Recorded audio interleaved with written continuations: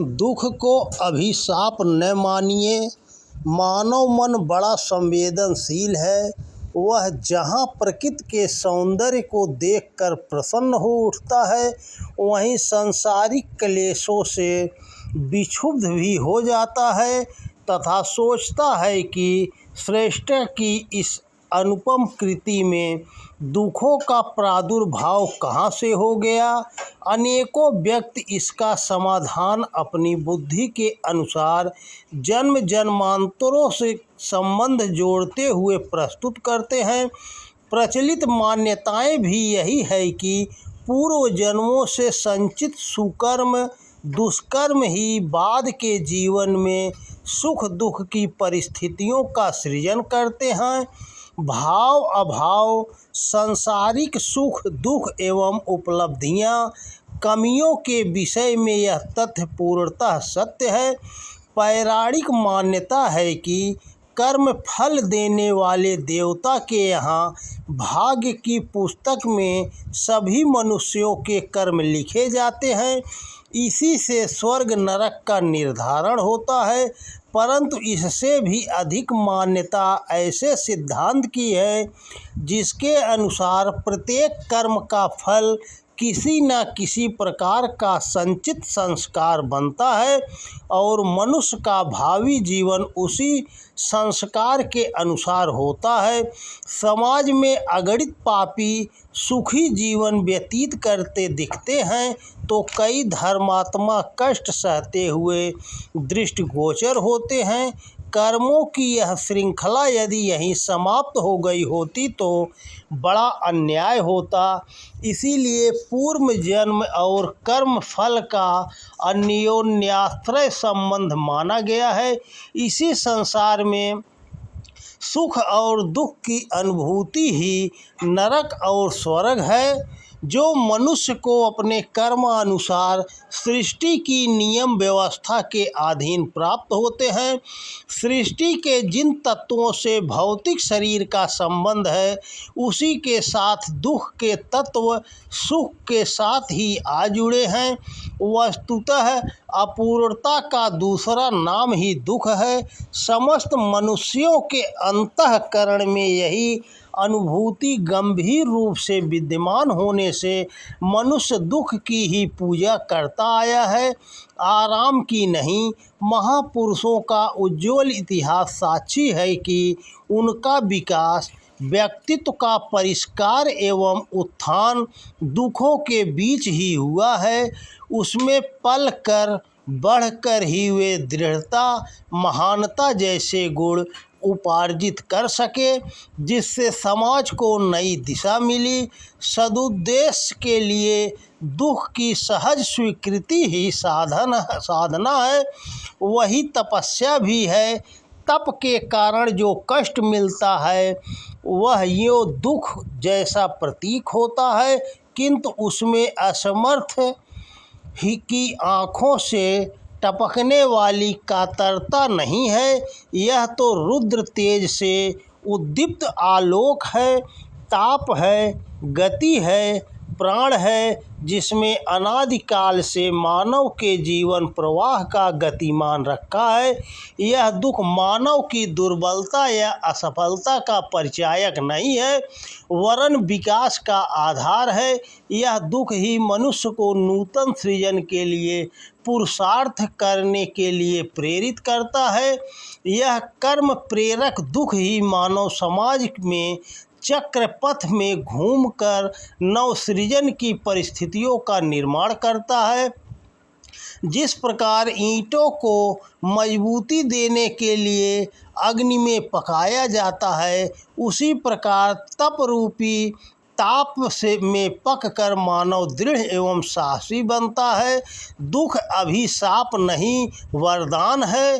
मनुष्य का आत्मा की पूर्णता त्याग से, दान से एवं तपस्या के द्वारा ही प्राप्त करता है। मनुष्य ने जो कुछ निर्माण किया है, तप से ही किया है। समस्या तब आ खड़ी होती है जब उद्देश्य पूर्ण कष्ट से मनुष्य असंतुलित हो जाता है। निवारार्थ प्रयत्न करने एवं पुरुषार्थ करने के स्थान पर वह निराश होकर निषेधात्मक मार्ग अपनाता है। वस्तुतः मानव उत्थान का अब तक का इतिहास यही बताता है कि दुखों की मंजिल से गुजर कर ही मनुष्य वर्तमान की संपन्न स्थिति तक पहुंच सका है। प्रतिकूलताओं की चुनौती को मानव ने स्वीकार किया। मछली की तरह धारा को उल्टी चीरते हुए, प्रवाह बदलते हुए वह अभिष्ट परिस्थितियों का सृजन करते हुए वर्तमान विकसित स्थिति तक पहुंच सका है। एक कृषक तपती धूप में अपना पसीना बहाता है, उसकी श्वेत बूंदें अन्न के दानों के रूप में सामने आती है। श्रमिक दिन रात श्रम करता है तो समाज को सुख साधन मिलते हैं। विद्यार्थी वर्तमान के आराम को तिलांजलि देकर अध्ययन में निरत होता है तो उज्ज्वल भविष्य का निर्माण करता है।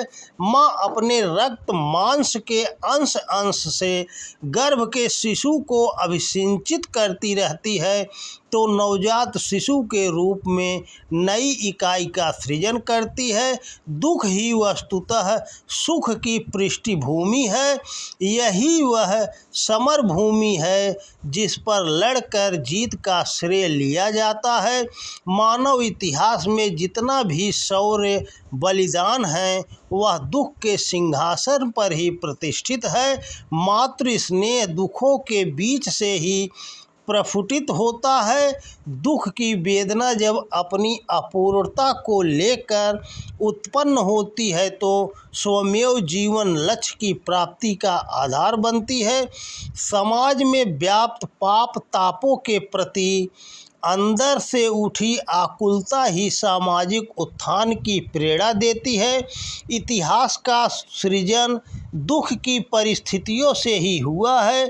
इतिहास की सभी शौर्य और बलिदान की घटनाओं के पीछे दुख एवं कष्ट की ही पृष्ठभूमि है। महाभारत एवं रामायण के पात्रों के जीवन चरित्र पूरे समय तक दुख से ही परिपूर्ण रहे हैं। मनुष्य के लिए दुख के अभाव के बराबर और कोई अभाव नहीं हो सकता। दुख यदि जीवन से अलग कर दिया जाए तो मनुष्य जीवन की चेतनता, गतिशीलता समाप्त हो जाएगी, सृजन रुक जाएगा एवं विकास की समस्त संभावनाएं बंद हो जाएंगी। पर ब्रह्म ने तप किया, कष्ट सहा, तब ही यह सृष्टि बनी, तब ही दुख रूप में जगत में विद्यमान है। नवीन सृजन की वेदना माँ जानती है। तप का ताप मनुष्य के अंतःकरण में नए नए रूप में नए प्रकाशों को अवतरित करता है।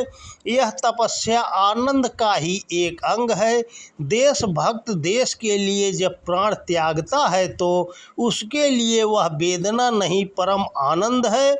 ज्ञानी की ज्ञान प्राप्ति, प्रेमी की प्रिय साधना, भक्त का इष्ट मिलन इसी तरह की साधना है।